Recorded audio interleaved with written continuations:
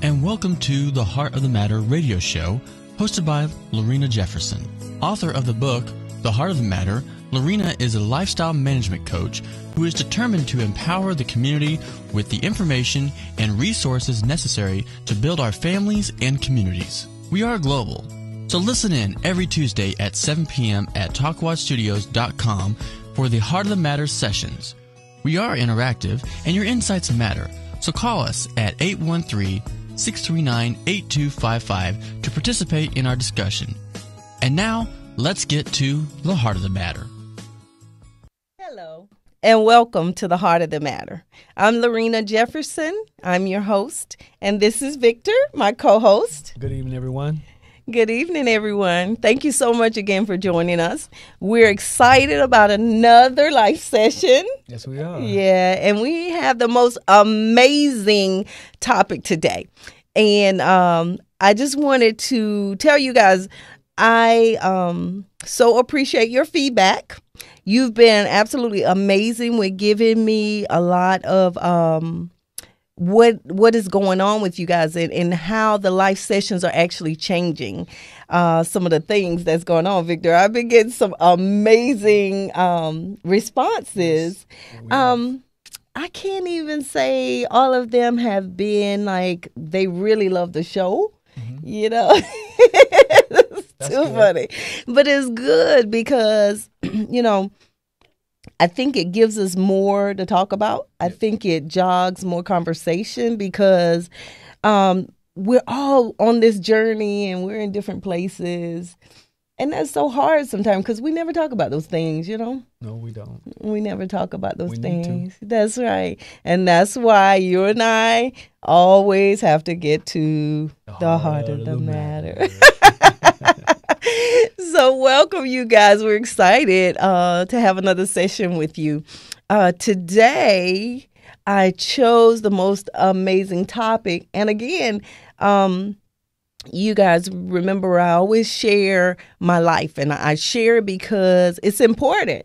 I think it's important because we are taught to wear so many masks, you know, and I did it for most of my life. And in that time, never being able to really feel free, you know, so it's important to me to stay free. First of all, because I'm very dangerous if I'm not free. But second of all, because we were created, you know, to be free. So you felt constricted. I felt very constricted, but I didn't even know it, you know, and that's the thing about, you know, our grooming and our the way we've been programmed and just life itself. You know, the world has a way, and its way is its way or no way.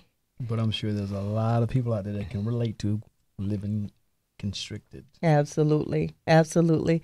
So, guys, guess what we're going to talk about? We're going to talk about living out of the box. What do you think when I say living out of the box? Well, taking off the blinders, taking chances, risks, trying things that you have felt uncomfortable trying. Absolutely. But willing to try it and see where the chips fall. Mm-hmm. That's it. You know, and the most beautiful thing about that is, you know, the only way we're going to get where we're going is to really acknowledge, and it's back to acceptance. Right. You know, where we are. You know, it's not a good or bad, right or wrong where we are. It's just where we are. Yes. And out of the box living is just what we're going to talk about. Let me give you the definitions I found. All right. So the definition, according to the dictionary of out of the box, is an expression that describes nonconformity, creative thinking that moves in different directions. Okay. Right? And then I wanted to define destiny, because that's what you and I talk about all the time. Like, why do we do what we do every day? Right. You and I don't get paid to do this. No, we don't. We don't get paid, just in case you want to know. I wish. Yes, it's going to be one day, but that's all right. What is the point of the show? We're trying to reach our destiny by giving back, right? That's right. And in giving back, it's a hope that if we can get to the heart of the matter, then we can help others to get on their path to their destinies. That's so right. Right? Yes. And so the definition of destiny, I love this. Destiny is a predetermined course of events. Predetermined. That's so encouraging to me. I don't know, but I'm so analytical, that I'm like predetermined. Okay, pre means before, and determined means definite. Mm-hmm. So if destiny is predetermined, it's something that was created before. Right. So when I think about that, it's like, okay, it gives me more confidence, because if it was before I even knew it existed, it means that it is solid and it's in place. I just have to move into it. Okay. You know what I mean? Determined means not movable. It's solid, set. So it was set before we came. Right. Already. Isn't that cool? It's cool, but I think that we would love to know what's predetermined for us. Of course, we would love to know. But remember what we talked about. Honestly, the greatest gift in all the world, guys, is the need not to know. Okay. Because I was talking to a gentleman today, and he was so encouraging to me, because I talked to him the other day and he was really sad. And he came in today and he was so encouraged. And what he said was, I stopped thinking, what is it that I need to do? Where is it that I need to be after we talked? Okay. He said, I decided I was just going to live. Right. In the moment? Yes. And he said it changed the whole way I view everything. The whole way I've been viewing these last few days. He said it just gave me motivation to go out and do things that I was telling myself just wasn't possible. That if I try this, then people would come against me. And he said I almost made them like the determinant of where I go, how I go, when I go. Because I was like, well, they won't accept me because I have all these barriers going on. Right. But when he changed the way he saw everything, when he changed the way he thought about it, he was able to go out, and I haven't seen him. It's only been 2-3 days. Since then, he has done amazing things. That's so wonderful. Right? And so that's how we know that we're spiritual beings having human experiences, right? Yes. That's how we know. But see, what happens is when we're discouraged or we're going through things, when we're believing the things that we were told, oh, you can be this, but you can't be that. Right. You can do this, but you can't do that. What happens is we become humans. That conditioning of believing that. Absolutely. Absolutely. And it confines us to humanity. Right. But we're so much more than that. I wanted to talk about the enemy of living out of the box. Wow. Yeah. The first enemy is complacency. That's so true. Right. You become complacent. I remember you asked me a few shows ago, you said, how do you encourage somebody when things have been the same, over and over again? And how do they go from there to there if they're discouraged? Right. And we talked about how it's simply choice that does that, but complacency in so many areas of our life will hold us back from being able to reach our destiny. Complacency in relationships. Job. Yes, job. Just our environment. Yep. There's some places we live, we need to come up out of those places. You know Yeah. what I mean? And it's not even a judgment. It's the truth. Right. If you are doing anything that is not producing growth in you, you have to choose to delete it, because it causes a spirit of complacency to come over you where you're not happy. You're not sad. You're just existing. I mean, I've been there, you know. Yep. It's kind of like not living, but existing. Just breathing in and out of air. Just going through the motions. Absolutely. You become so comfortable with where you are in life that you have no motivations to grow or to move up. Absolutely. And you know what's really sad, because anybody that can really be honest about it, they still have that thing in them that wants to do so much more. You know, they just settle. Complacency is a decision. It's just settling, but it's not something that we are really created to be, because that thing in us. How many times you've been complacent, but something in you desires, oh, I wish I could get out of this stump. I was thinking that from personal experiences, from experiences of talking with other people, you become complacent, and you know that you are complacent, but you say, if something better comes along, then I will, see what's up with that, or absolutely maybe take a chance at that. But until then, I'm okay with where I'm at. You're not motivated to increase on that. But if something comes in your path, then you might give it a chance or something. When you should actually be motivated and not complacent with where you are. And you shouldn't be waiting around to see if something comes in your path, a new job offer or promotion. I think a lot of people get so complacent in their jobs. That's the biggest thing. Next biggest thing probably is relationships. They're not happy, but they're complacent. That's what I think about when you just mentioned that. And it's so amazing because, why do we become complacent? And it's just because of fear again. So many things in our life is driven by fear. Okay, at least I know this. At least I know how it operates. Right. At least I don't have to lose. It's that fear of loss. Or rejection. Yeah. And that's, rejection, loss. And it's that motivates people to stay in a certain place because they're afraid to move, because at least I know how this works. I can do this with my eyes closed. I don't have to be, right. You understand? Right. Like there's no challenge to it. And so at least I know I got this. You've done this for so long. Absolutely. Absolutely. But that's how we stay in neighborhoods that we shouldn't. That's how we do stay in relationships. How many people, the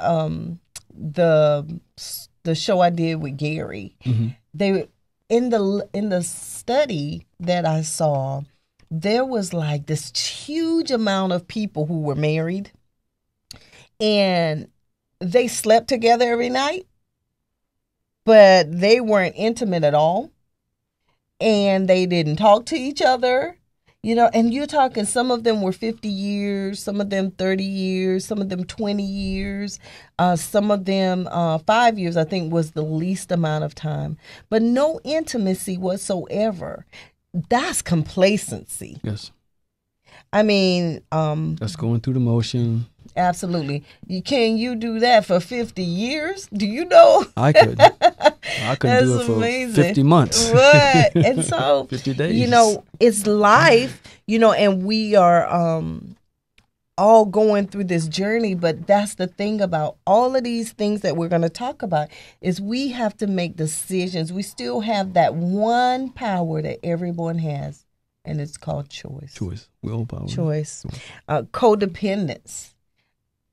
Codependence is big. It's really big. The thing I thought about with codependence was just, I call it people worship. I got that term from a lady who mentored me, and it's so real. Like, people worship people. And it's the most amazing thing because you get nothing from it. No, you sure don't. But when I say people worship, I mean things like, you're in a relationship You know their relationship's not going anywhere, but you'd rather have that person than to not have anyone. So you put up with things, you get more frustrated, but just so you can have a warm body close to you, you just keep that going. Or someone to go out with to dinner or a movie. Just so you have a warm body. Yeah. Some people just feel so uncomfortable living in a home by themselves. I remember I lived 3 years by myself, and I really loved living by myself.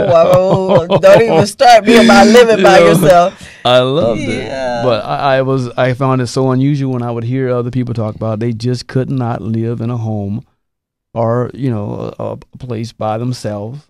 They were not accustomed to being not in a relationship. They had to have someone in a relationship. They had to have a relationship.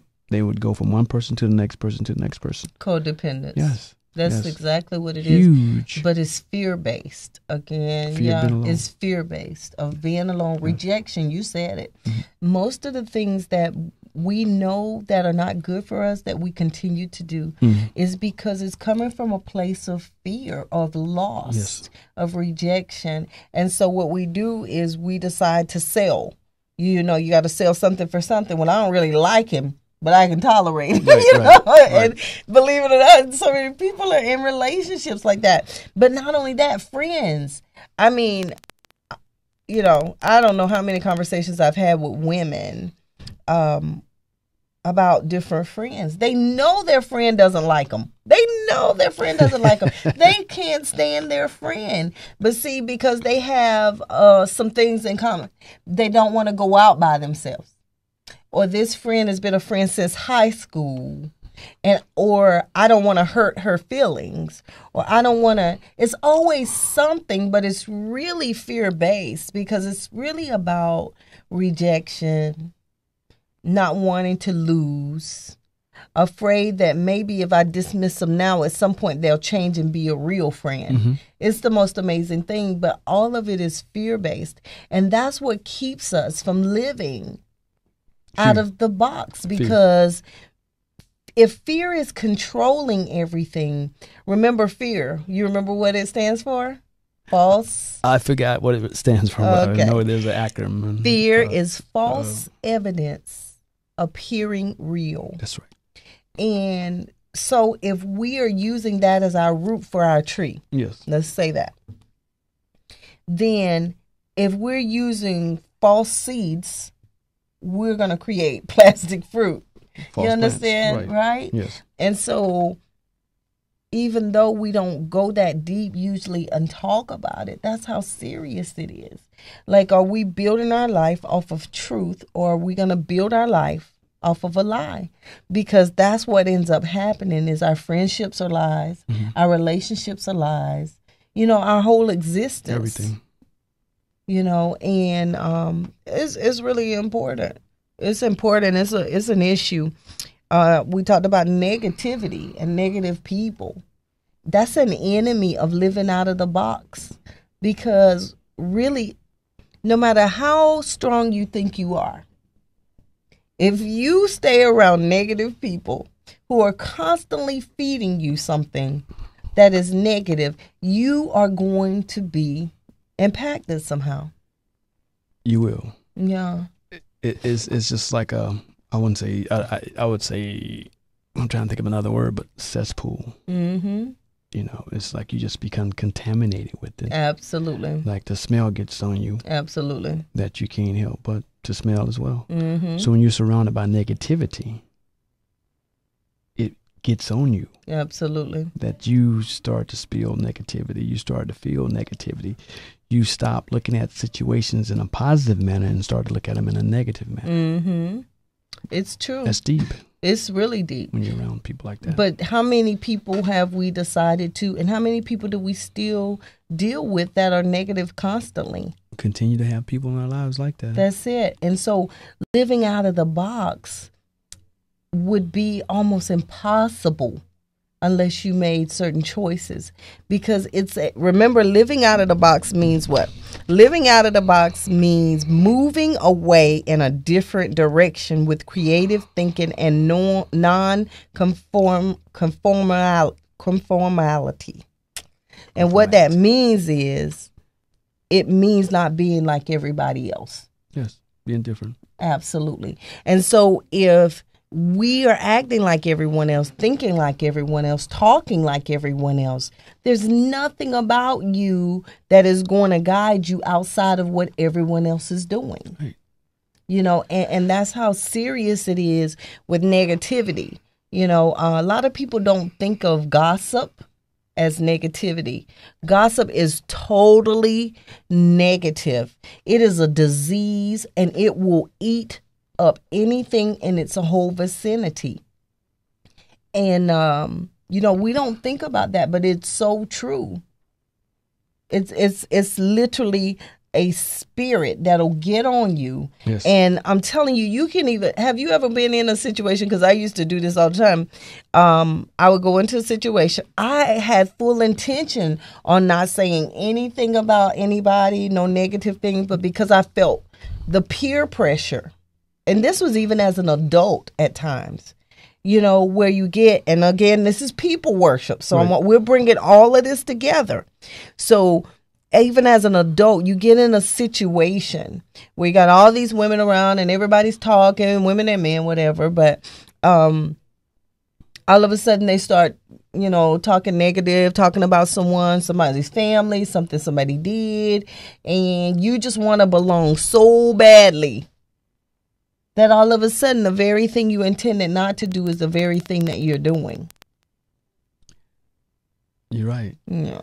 You know, I remember, I'm thinking about what you were saying earlier, and I remember my father telling me, never be a follower, be a leader.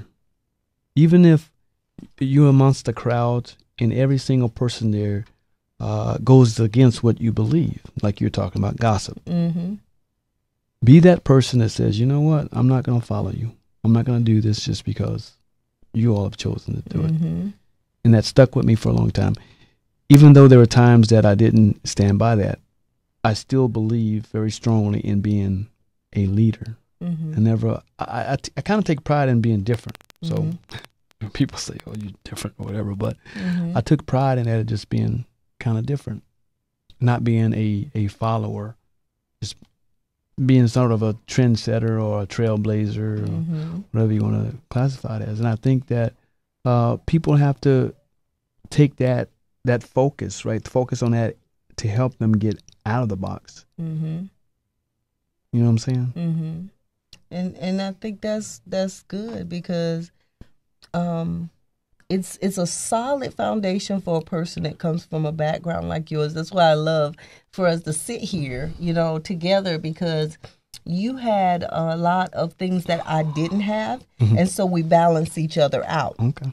Because there's a norm in life. It's just that I didn't come from it. See, my norm was psychotic. Your norm was not. I don't know. I think I might have you beat. Yeah. But see, it's so funny because this one gentleman said to me one time, he was like, why are you always trying to help people? Like, and then you pick the craziest people, you know? And he was like, I just don't understand. That's not normal. How you can go into a situation and just be between mentally ill people. You just deal with mentally. And one thing I said to him was, you know, your environment that you come from, that is what the world considers the norm. Yes. Okay. Yep. In the environment I come from, psychosis is the norm. So for me, and what I was trying to explain to him was, you see that as abnormal. You see that as different, strange. But he saw it as negative, right. Like something bad. You know, that the people weren't people. They were more like animals, because he was seeing the behaviors. He was seeing the inconsistency. He was listening to the words that were coming out of their mouth at the time, and their inability to communicate, their inability to really express themselves. And so what he was doing was, that was one of my enemies too. Was it? Judging is what he was doing.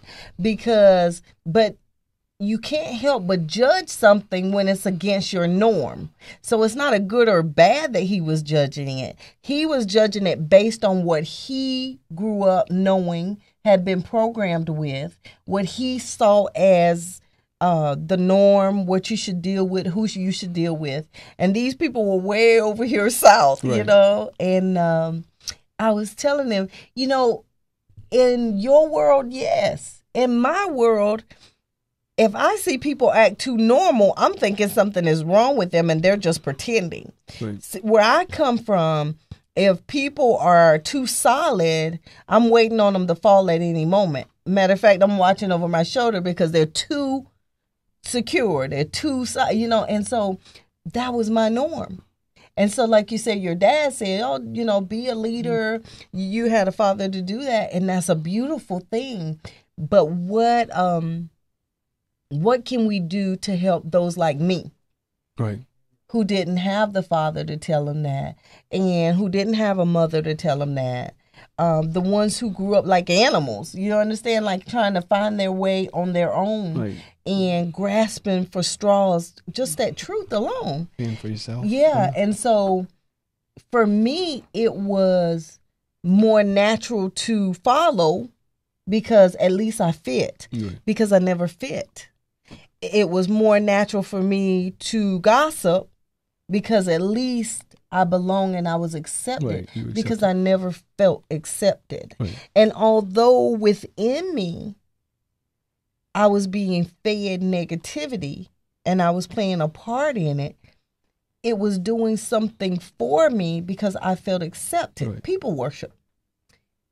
And then it's so amazing. This is how you know people know what they're doing, though. When it came to leading, I could lead in a rebellion.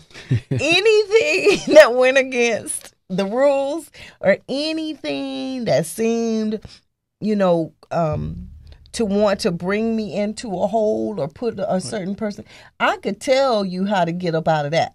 Oh, okay. And it was just that nature, and it's just depending on where people come from. But that judgment is a big deal. And I wanted to go back to that. I want to talk about that a little bit. Okay. Because judging keeps us from living out of the box. Mm-hmm. Right? And my experience with it, I had an experience with that many, many years ago where I judged a couple of friends of mine who they volunteered working with trouble kids from the inner city and trouble kids from the rural area. And they would bring them together in this particular program. Mm-hmm. And they would go camping and canoeing and so forth. And I judged them because I said, there's no way that I'm going to work with some bad kids. Couldn't do it. Mm-hmm. I'm not going to do it. It kept me from, at that time, it kept me from living outside the box, stepping outside the box. And I finally found the non-judgmental state to give it a try. And I was so wrong. I was so inaccurate about all my judgments and so forth that I actually loved doing it. And I did it for a number of years each summer, working with kids. And I share that story because had I not decided to break down that, judgmental attitude that I had, I never would have took that step to, as we were talking about tonight, live outside the box. Absolutely. And you never know what you're going to find in that, in that experience or, traveling down that path. And it's something that I actually still love today to do. Mm-hmm. That's awesome. Yeah. And that's a great victory because, when we talk about living outside of the box, guys, it's a choice to live outside of the box. Living outside of the box is not something that is always natural. Like I said, all I wanted to do was be part of a box. You know what I mean? growing up because I didn't have that. But some did have it, and they understand the concept a little more. Right. And you guys, what we want to do for you is we want to make sure that we always give you tools, because these are not things we want to take for granted that everybody understands. You see, Victor and I are sitting right here. We're totally from different backgrounds, different understandings, but at the same time coming together to bring empowerment to everybody and to be open about our lives, because we're all on this journey together. It's not even a big deal. Absolutely. You know what I mean? Right. And it's not a big deal at all. It's not. It's just about in the moment making the decision and choosing you. And so we talked about insecurity. One of the things which we kind of touched on this, people who support you in your dysfunction, they are not people who are going to help you out of the box. Right. They're going to keep you in the box. They're going to give you all the reasons to stay right, in the box. Yeah. Right. And they're going to try to keep you there. Mm-hmm. Haters. We have a lot of haters, and people, what's so amazing? I've done it, and I don't care who said they haven't done it. There's so many people we have in our space. We know that they're envious. We know that they're jealous-hearted. I've never done and you're right. But it's so amazing because why we keep them in our space, knowing those things. It's that programming. It's that programming that we receive. Remember, my mom told me always be nice to people, or it's not polite to tell people that you can see what they're doing. Mm-hmm. It's not polite to confront people. Right. And so a lot of times what happens is we suppress, but it's nothing genuine about the friendship if every time the person comes around, you just tense up inside, just counting the minutes till they're out of your space again. Mm-hmm. You understand? Like, that makes you... It's unhealthy. That's it. And it makes you the bad guy, because a lot of times the reason people don't change is because no one will love them enough to tell them the truth. Right. No one will love them. No one will love them enough to tell them the truth. And the world, according to the world, because they've made these rules, well, you have to be polite. You can't go around hurting people's feelings. You shouldn't say certain things to people. Where is that written? And that's the thing is, where is that written, and where did that come from? That's people stuff. I think it's just something that's just been passed down generation after generation after generation. But who has ever changed for the better through a lie? I don't know anyone. I don't think it's possible. Not for the better. Not for the better. Change, yes, but not for the better. And, I think we need to really talk about that. I think one of the biggest deals with living out of the box is waking up. Remember the Matrix? Mm-hmm. And we are spiritually asleep. Right. We are spiritually asleep. We were put to sleep as children. Because think about how free children are. They run around naked. They don't care. They say anything. Absolutely. They don't care who's around. Absolutely. They just say it. But a little bit at a time, they're being put to sleep. Right. Well, no. Don't say that. No. Don't do that. Right. That's nasty. Oh, that's bad. Mm-hmm. Good boys. Good girls. Right. And so a little bit at a time, it's like you've been in that sleeper hole, right, and they tightening it, and you're going to sleep. So by the time they stop sabotaging your identity, you start sabotaging your own identity. Mm-hmm. And that's what we were talking about with the show about, life and getting real about things with the Matrix. That was what it was really about. It was about blindness and how we got to wake up. In order for us to get where we're going, you got to see where you are. Right. Otherwise, you're going to walk off a freaking cliff. Walk around in the dark. You know what I mean? Yes. And spiritual blindness is our biggest problem, because spiritual blindness is what has led us to complacency, to insecurity, to people worship, because we don't see what is beyond us. And because we can't see what is beyond us, what ends up happening is we depend on what we see. But what we see is not real. Right. And so that's what puts us back into that space. I think it's difficult for a lot of people to push forward for something that they are unable to see. That they're only told, it's there, but you don't see it. It's much easier for us to see this particular goal or this particular prize and say, okay, I can push for this, or I can live outside the box for this. But if I don't see it, it's difficult. It is difficult. And that's why the key to everything that we do is choice. Everything that a man does right, he must do it on purpose. Okay.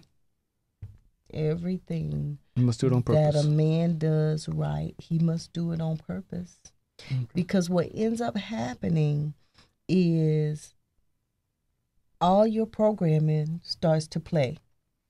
All the things that have been given to you as rules and regulations and standards, it comes to play. Right. And unless you say, no, I'm not going to just hear something and believe it.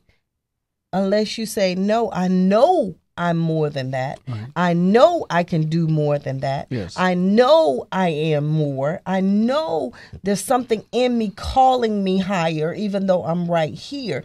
Unless you can do that. See, it's not by nature. Like you said, it's hard.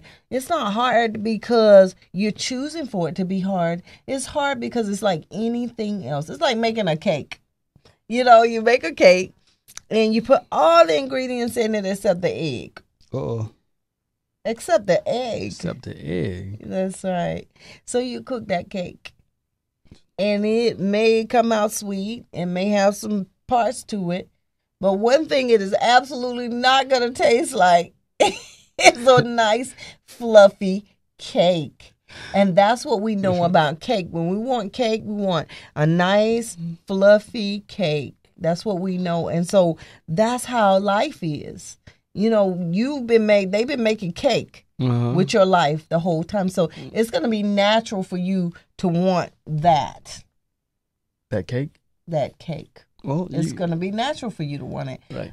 But in order for you to get a cookie, if you want a cookie, which is out of the cake, that's not a cake.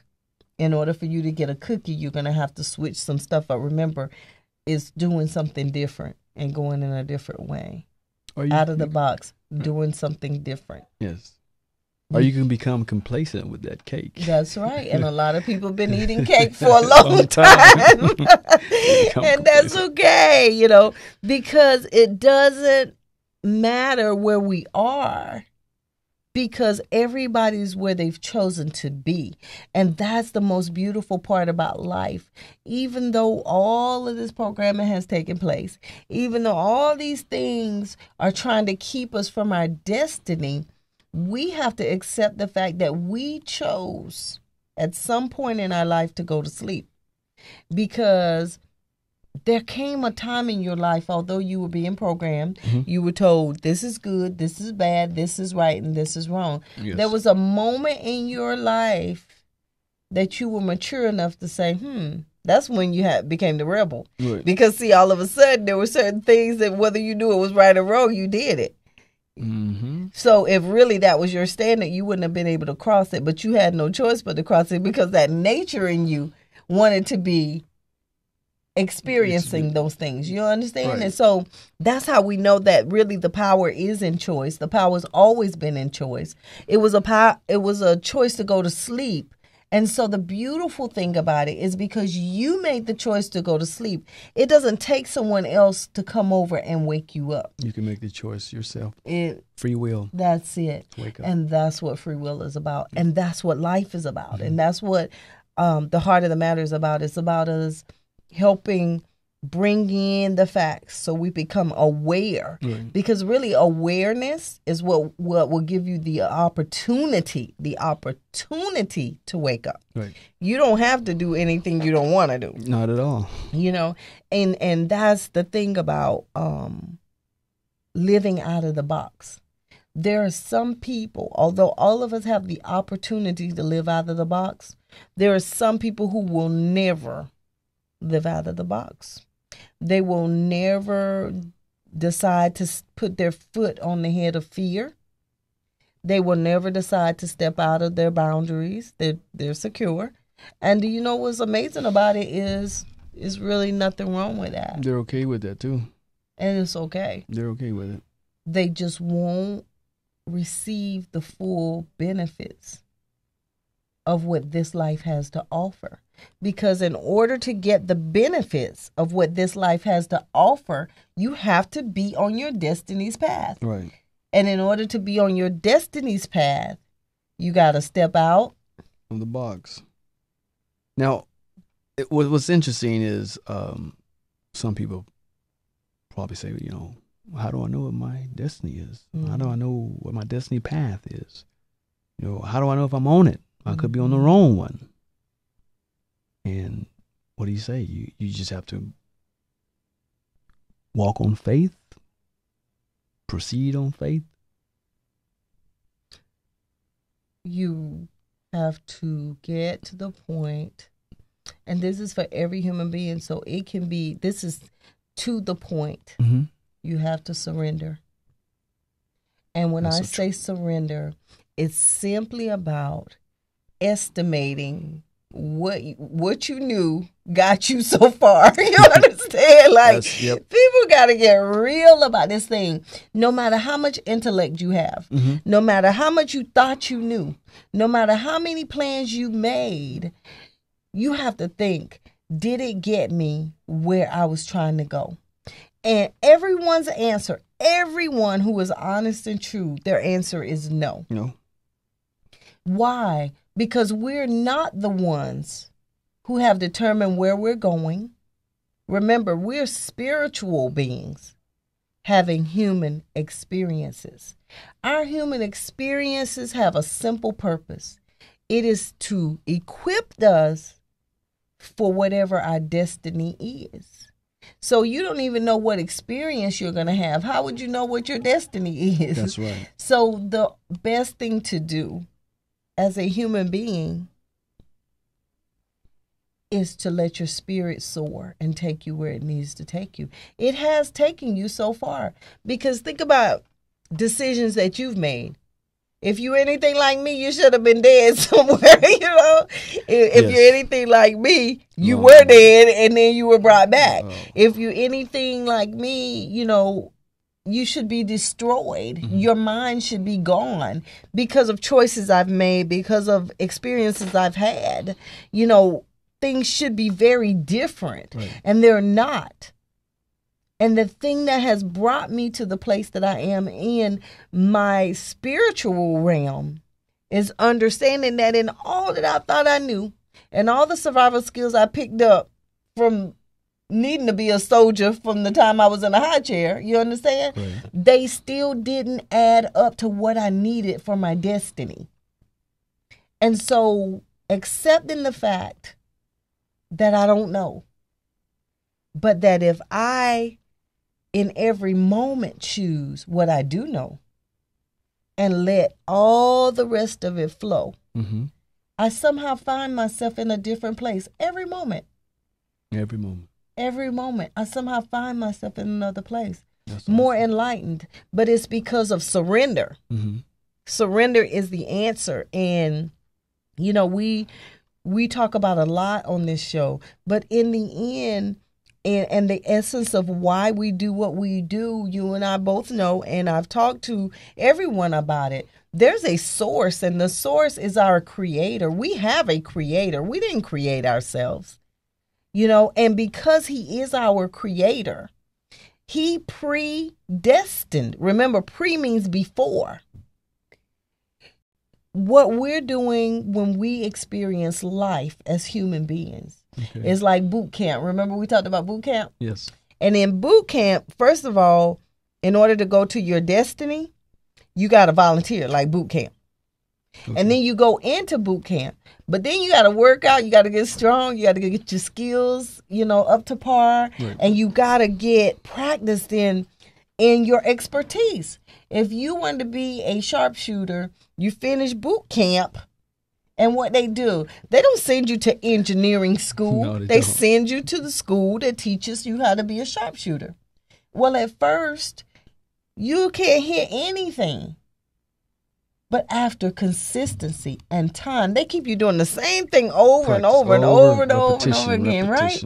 After a while, it starts to get so specific. Your skills get so sharp that you can hit that bullseye just like that. It took time. It took development. Yep. It took your skills to be sharpened. It took your eye to be sharp. It took all these things.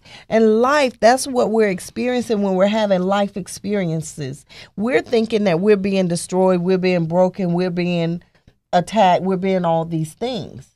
You're being made into the person you already are. Remember, destiny can't be changed. It's unchangeable. It can't be changed. So you're already destined. You were destined before you came because you were predestined. Remember, right. Predestined. So it was done before.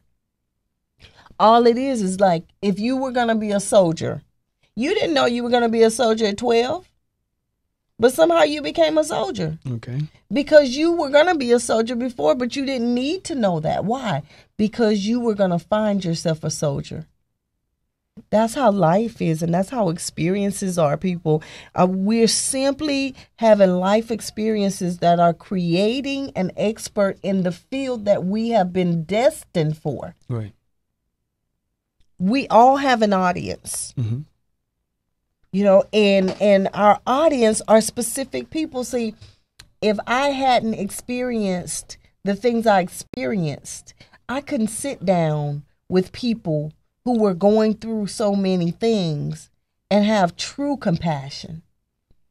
Be able to lead them to the light. Right. The light is truth. In everything, the light is truth. And so leading them to the truth, I would have had to be in the lie, right, to know my way to the truth. That's right. And so when we're experiencing life, that's what's happening. That's why we don't need to know, because all we're doing is journeying through this thing that's already destined. Mm-hmm. It's already there waiting for you.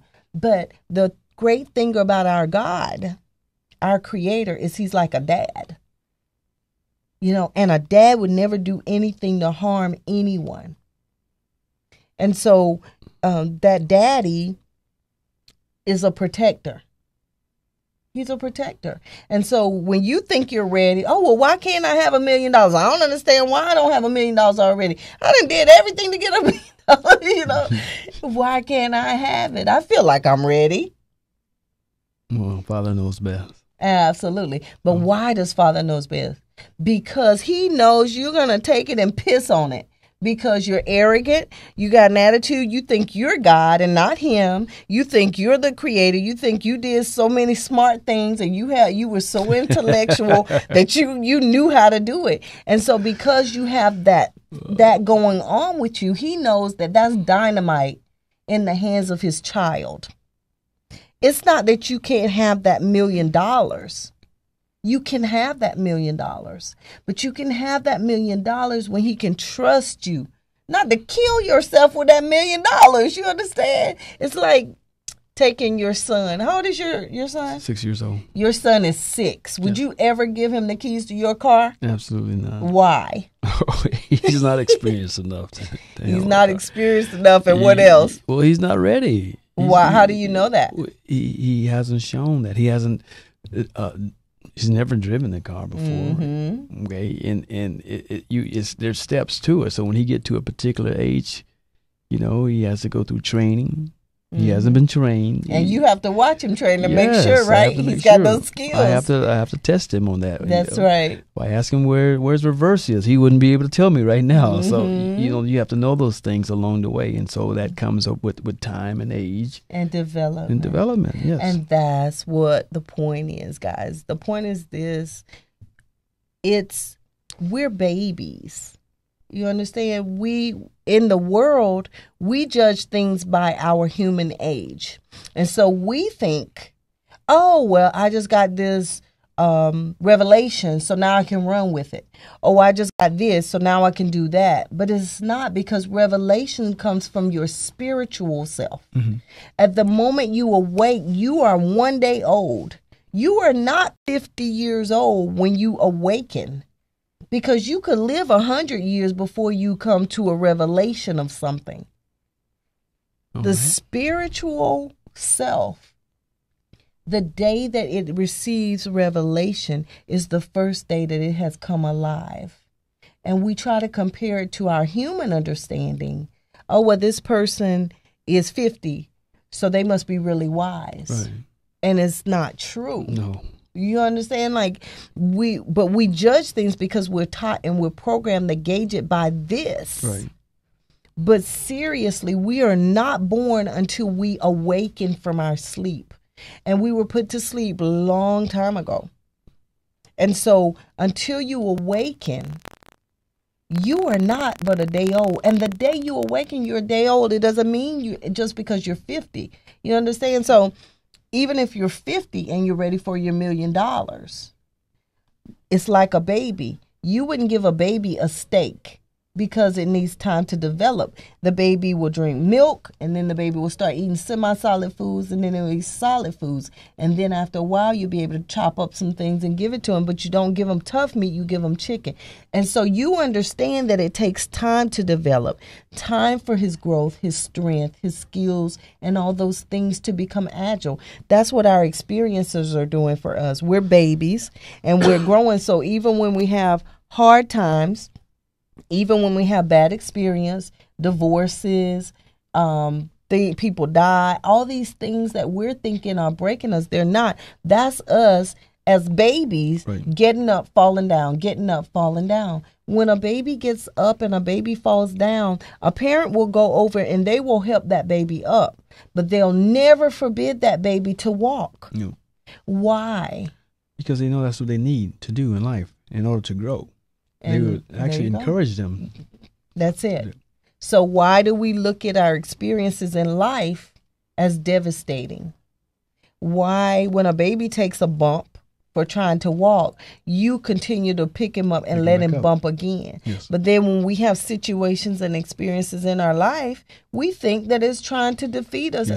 And it's not. It's simply develop. We're spiritual babies. And spiritually, we develop through our human experiences. Mm-hmm. Spiritually, we develop through human experiences. So we just get back up. We just get back up and keep trying. And that's the point. We're not being destroyed. We're not being broken. We're being made. Babies, we allow babies to go through those things so they become strong men and women. Yes. We want them to mature. We go through the things in our life so that we can become strong spiritually. So that's even more of a reason for people to live outside the box, because when you take the chance of living outside the box and you take a fall, that's just part of life. You just get back up. And you see it very differently than... You see it as development, and you just keep trying and trying and trying. Absolutely. And that's the beautiful thing. You know, you guys, we always try to give you tools, and we want to give you some tools, and we want to make sure that you always leave here knowing that you're equipped with everything that you need to go to the next level. Absolutely. You know, living outside the box is a choice. It's something that you have been given the ability to do. It's opportunity. Every man has been given the authority over themselves to be able to choose what they want, to accept opportunity or to deny opportunity. And we want you to know that. And so don't try to take it by the day. Don't try to take it by the minute. Simply take it by the event. Right. As you go into a circumstance, what can I do here? How would it benefit me? What's the best and most positive way for me to come out of this? How can I grow? What can I learn? And it's simply as evaluating and practicing that acceptance that we talked about. There is no one perfect. Don't try to be perfect. Simply understand and accept where you are. Don't even question it or judge it. Yes. What can you do with that moment, and how can you make it better? Rid yourself of the fear. And whether it's you've been thinking about starting a business, or whether you've been thinking about leaving the job that you've been at for so long and you feel like you become complacent, there's no opportunity for you and you want to try something different, live outside the box. Absolutely. And that's what we want you guys to do. We want you to make sure that you're choosing and understand that we are in no way claiming that you don't have available to you the source that you need. The source you need is God. It is God. He's your creator. He wants what's best for you. He's your dad. Absolutely. And we want Amen. you guys to know that. We don't want in any way to act as though we have something you don't have. Every day, Victor and I have to choose. Every day we have to decide. And every day we have human experiences. Every day. And every day we're striving to be spiritual by the second. And really that's a choice to stay awake. So we want you guys to stay awake. And we thank you so much again for joining us for another life session with The Heart of the Matter. Thank you, everyone. Thank Good you. night. Good night.